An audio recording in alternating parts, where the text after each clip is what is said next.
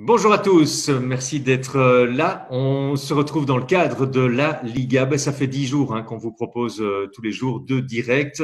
On a fini la phase de groupe. On connaît les 4 qualifiés pour les demi-finales. Les demi-finales, elles se jouent ce dimanche. On avait présenté le tournoi avec 2 des 3 Belges engagés.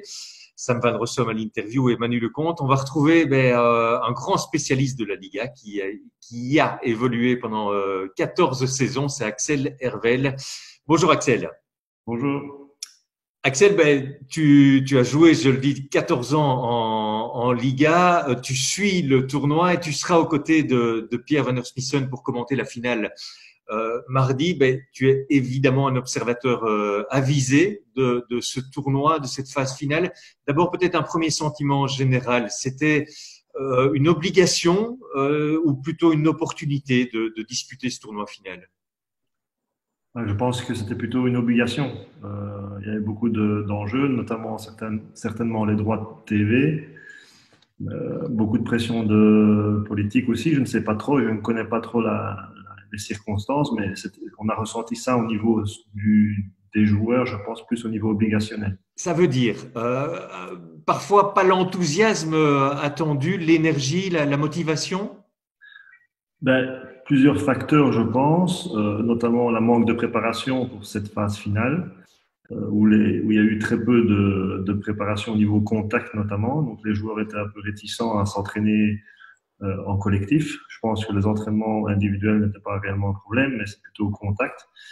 Et c'est clair que on peut voir aussi une équipe comme le Real Madrid, ils n'étaient pas vraiment prêts pour affronter un mini tournoi comme celui-là. Alors, parlons-en directement. D'abord, le Real Madrid, c'est l'une de tes 2 équipes qui a joué 50, été champion à 2 reprises avec le Real, qui a gagné une Coupe d'Europe avec les Madrilènes.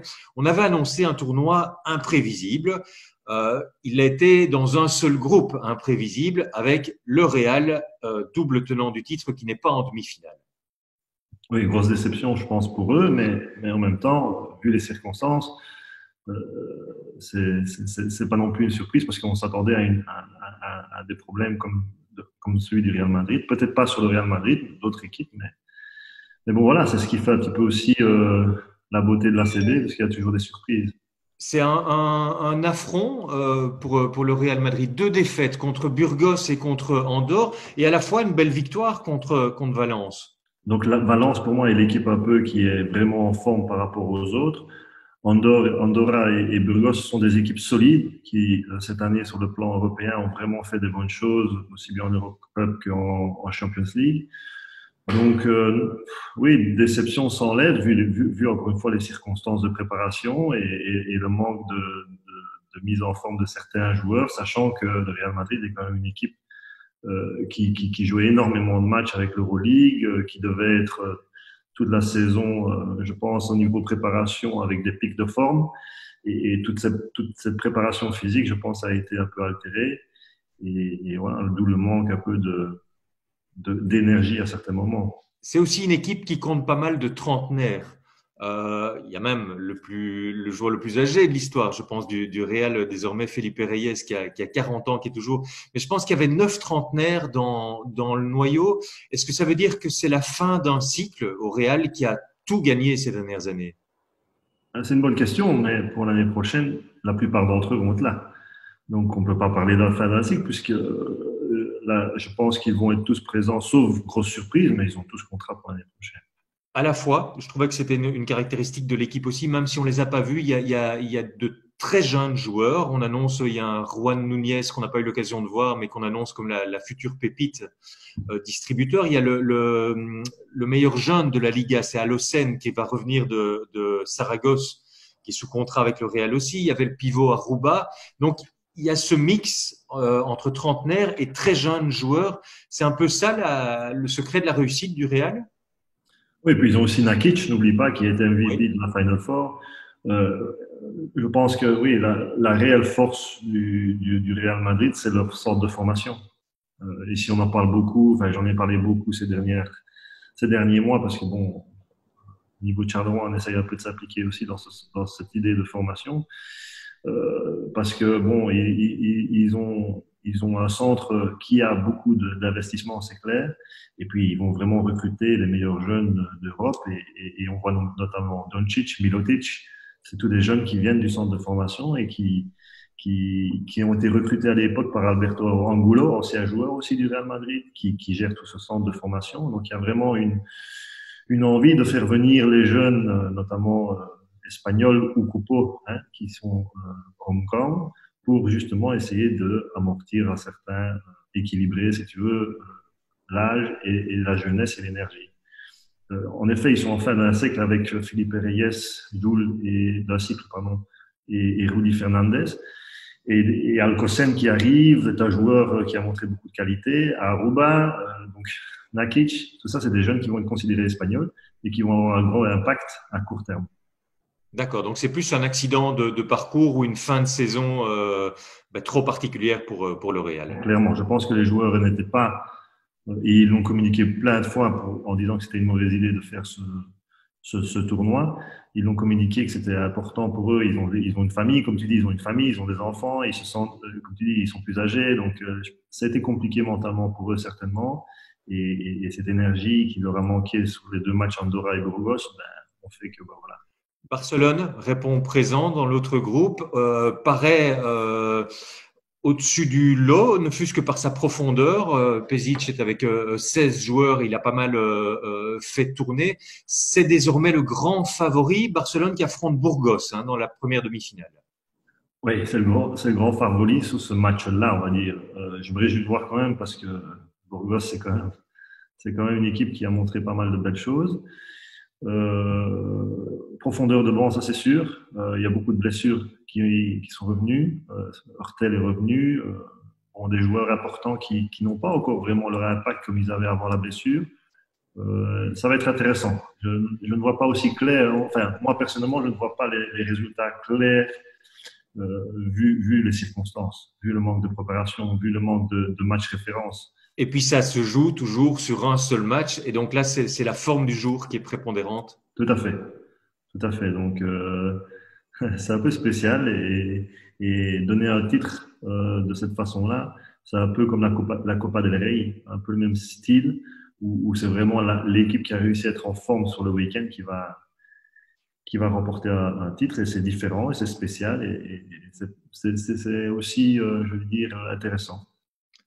Pas la même valeur dès lors de titre? Je ne pense pas, non. Parce qu'un championnat doit se gagner sur la durée, la longévité et la régularité, et pas sur un pic de forme octroyé un week-end.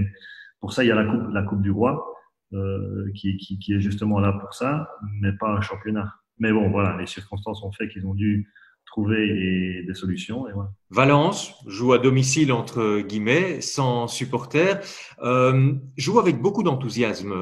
Tu semblais dire que Valence est une équipe manifestement très très prête. Est-ce que Sam Van Rossum peut aller chercher un deuxième titre? Sincèrement, pour moi, c'est l'équipe qui m'a plus plu dans les différents matchs que j'ai pu voir. C'est l'équipe qui joue le mieux au basket, qui a l'air de s'entendre le mieux. Ils font vraiment du mot basket. Moi, c'est l'équipe qui m'a plus plu. Maintenant, bon, Vitoria, c'est l'équipe un peu aussi costaud, très physique, qui ne convient pas trop à Valence, mais qui a montré aussi qu'il pouvait être présent physiquement. Donc, duel très intéressant et certainement, pour moi, favori pour la finale. Sam Van Rossum, fidèle à lui-même, en leader, en organisateur, il est en fin de contrat à Valence. Pour toi, ça paraît clair, son avenir reste en Liga espagnole? Oui, certainement. Ça, il n'y a vraiment pas trop de doute. Et même, je pense que si j'étais Valence, je le garderais encore dans l'effectif. Manu Lecomte était présent avec Gran Canaria, un tout autre rôle évidemment puisque lui il entamait la saison avec Gran Canaria lors de ce tournoi. Il est relais d'Omar Cook qui joue 35 minutes quasiment. Ton regard peut-être sur le rôle de Manu Lecomte? Très difficile pour Manu, qui revient d'une blessure lui aussi, qui a la chance de pouvoir participer à ce tournoi avec Gran Canaria. Ambiance particulière à Gran Canaria parce que le coach était déjà sur la sellette avant le tournoi. Ils lui ont confirmé pendant le tournoi qu'il ne continuerait pas. Donc, ambiance un peu négative et pas facile pour les joueurs, notamment Manu, d'évoluer dans ces circonstances-là. On a pu voir sur le match hier que l'ambiance n'était pas au top. Alors, je pense que tu l'as eu comme coach, non? Katsikaris à Oui, Bilbao. oui, oui. Parlons un petit peu de Bilbao. Ça, c'est l'équipe de Quentin Serron, le troisième Belge qui était engagé. Et c'est l'équipe, ta deuxième équipe de cœur en Liga, même peut-être un peu plus. Tu as passé 9 saisons là-bas. Pas toujours facile parce qu'il y a eu pas mal de soucis. C'est là que tu as quitté la Liga et sur une descente en Leboro. On a retrouvé Bilbao en Liga directement une saison plus tard avec Mumbrou, le coach Mumbrou avec qui tu jouais. Est-ce que c'est un tournoi convaincant quand même de Bilbao compte tenu des moyens? Une seule victoire, mais beaucoup de caractère. Oui, beaucoup de caractère. Je pense que le coach transmet cette énergie et ce caractère au groupe. Ils ont été fortement déforcés juste avant cette histoire de Covid avec Axel Bouteille qui est parti, la blessure de Jalen Brown. Ils ont aussi un joueur qui est parti américain, Hawks. Donc, ils ont été vraiment déforcés. Il manquait une blessure importante du backup meneur. Mais une équipe qui a montré de la régularité tout au long de la saison, qui a montré aussi beaucoup de belles choses au niveau du jeu pendant le tournoi, beaucoup de caractère, comme tu l'as dit, et plus que des individualités comme le Barça, c'est plus un collectif qu'on a vu, et ça fait quand même du bien à voir. Ça te fait plaisir de voir Bilbao qui était cinquième à l'arrêt du championnat, hein. C'était quand même la grosse révélation de la saison. Ce club est vraiment reparti, relancé. Donc avec la descente en deuxième division, ils ont pu assainir les finances et se refaire une petite santé au niveau économique. Le club est à flot, c'est le plus petit budget en ACB, il est vrai. Donc ils se reconstruisent petit à petit en se basant sur l'entraîneur Alex Mungu, en qui ils ont 100% confiance et ils montrent des résultats. Donc pour moi, ça a été le meilleur entraîneur cette année en ACB et aussi l'année passée en LEB, avec très peu d'expérience. Mais bon, toute l'expérience joueur fait aussi que. Mais l'adaptation n'est pas forcément facile et il a montré qu'il pouvait le faire. Et c'est vraiment une grosse surprise générale, je pense, en Espagne. Un petit mot peut-être sur Quentin Serron. Je ne sais pas s'il prolonge son contrat, s'il est assuré de rester à Bilbao. C'est un joueur qui rentre bien dans cette philosophie, non, d'un collectif avec du caractère. Tout à fait. Je pense que il fit à 100% dans la philosophie du coach. Je ne sais pas si c'est une info ou pas, mais moi, je pense que le coach veut le garder pour l'année prochaine. Est-ce que c'est déjà accordé ou pas? Je n'en sais rien, mais en tout cas, le club espère que Quentin reste. Ça va. Je sais pas la suite, mais bon, en tout cas, c'est ça que j'ai entendu. Euh, et Quentin, oui, il rentre dans cette philosophie du coach et de l'équipe, collectif, un joueur très collectif qui se met au service du groupe, qui est capable de faire plein de choses, ce qui aime beaucoup l'entraîneur. Et saison pas évidente pour lui non plus, dû à la situation, parce qu'il arrive juste au moment où il doit donner du souffle au groupe, et puis il y a cet arrêt. Et puis malheureusement, je pense qu'il a été aussi longtemps séparé de sa famille, donc pas évident pour lui cette fin de saison. Et son impact n'a pas pu être comme espéré, on va dire ça. Oui, je pense que ça fait 4 mois qu'il a pas vu ses enfants. On se rend pas toujours compte, hein, finalement, de la situation. Nous, on voit les matchs comme ça à la télé, mais euh, il y a quand même une dimension humaine qu'il Non, faut ouais. pouvoir gérer.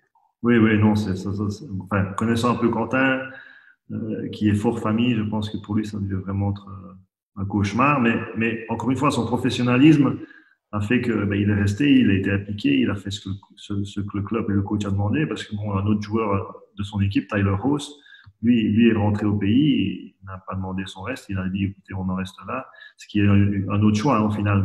Mais Quentin, son implication était telle qu'il est resté jusqu'au bout. Euh, Tournoi joué à huis clos.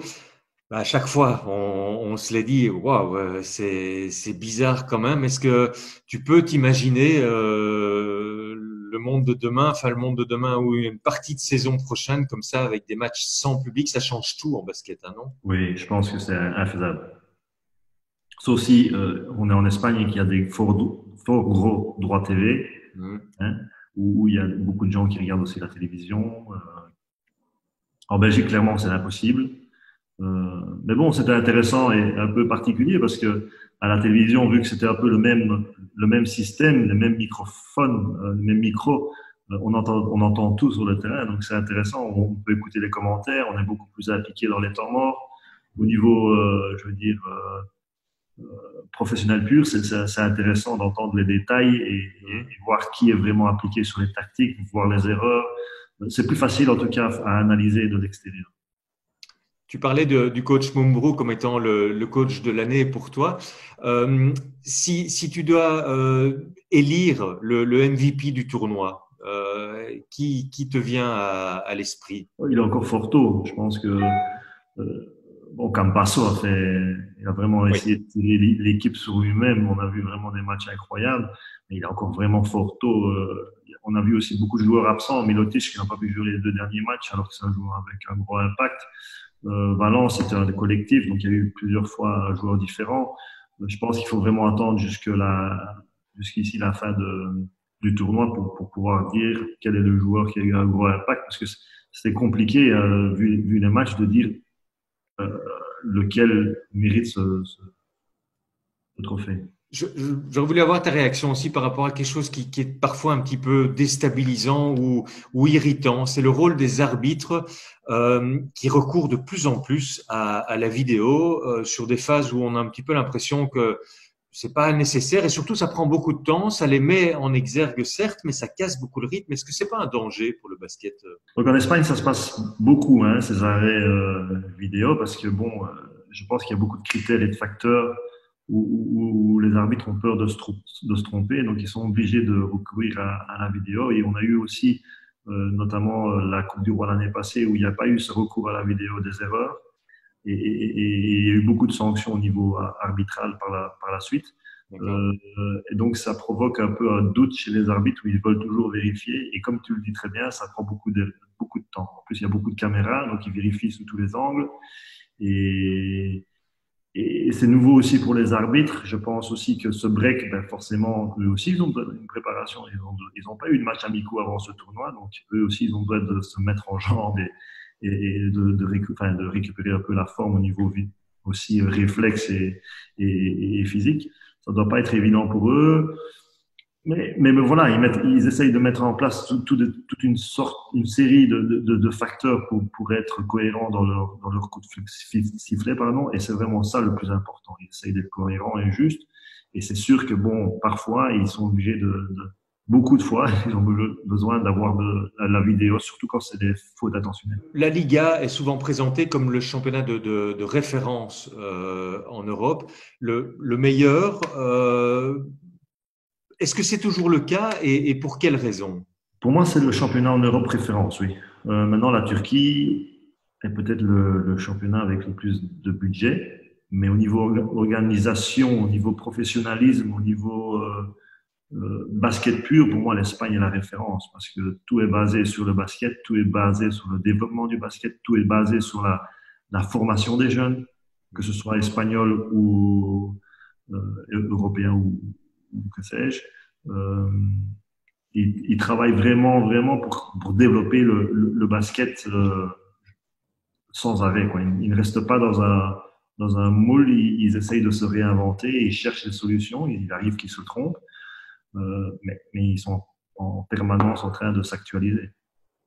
Alors, c'est intéressant ce que tu dis parce que c'est vraiment cette vision-là que tu aimerais implémenter à Charleroi dans un nouveau rôle, celui de directeur sportif.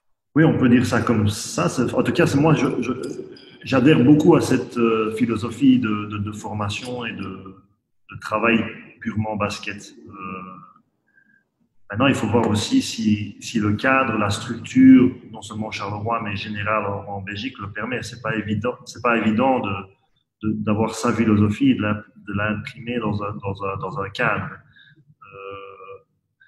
Voilà, on verra ici dans cette période de transition un petit peu ce qu'on va pouvoir mettre en place. Mais une chose est sûre, je pense, c'est que le coach avec lequel Charleroi travaille actuellement a aussi cette vision-là. Les deux coachs, j'ai envie de dire, Sam Rotsard et Fred Wilmore, et même le préparateur physique, Gauthier Niquet, elles ont vraiment cette envie et cette, euh, cette envie, oui, de travailler avec les jeunes, de former les jeunes, d'éduquer les jeunes. Donc, pas seulement travailler et parler de basket, mais aussi de les éduquer. Donc, c'est intéressant et je pense qu'il y a vraiment quelque chose à faire. 37 ans, pendant le confinement, hein, je pense, ça fait 2 ans que tu es de retour en Belgique. Est-ce que tu as pris ta décision? Est-ce que tu vas jouer la saison prochaine ou est-ce que tu vas te concentrer sur ce nouveau rôle? Bah, ce nouveau rôle, c'est quelque chose sur lequel je suis concentré déjà depuis un petit temps. Ici, on peut voir aussi le logo ici où je participe à une formation avec FIBA et Time Out, justement dans le management et la communication. Euh, et donc, oui, préparer ce changement est nécessaire parce que c'est pas évident de passer de cadre de joueur à quelque chose dans un autre rôle. Je pense qu'il faut une formation et en tout cas un temps d'adaptation. Donc le maximum d'informations pour moi est primordial. Maintenant, c'est vrai que terminer la saison de cette façon-là est une grosse déception pour moi parce que j'avais vraiment beaucoup d'ambition pour l'équipe. On avait vraiment un bon groupe et une belle équipe et on avait vraiment envie d'atteindre beaucoup d'objectifs. Et c'est vrai que pour l'instant, je suis toujours dans cette période de digestion. On va terminer peut-être, Axel, sur un pronostic. Qui va être champion d'Espagne? Ce ne sera pas le Real qui va réaliser le triplé. Vous voyez qui? J'espère Valence. J'espère Valence, non seulement pour Sam, mais aussi pour la qualité de jeu qu'ils ont fourni ces derniers matchs. Merci, Axel. Et on se fixe rendez-vous mardi. Ce sera à 20h, enfin, à partir de 19h50. Tu seras aux côtés donc de Pierre Van der Smissen pour commenter la finale de la phase finale de la Liga. Bonne chance pour la suite, Axel. Merci.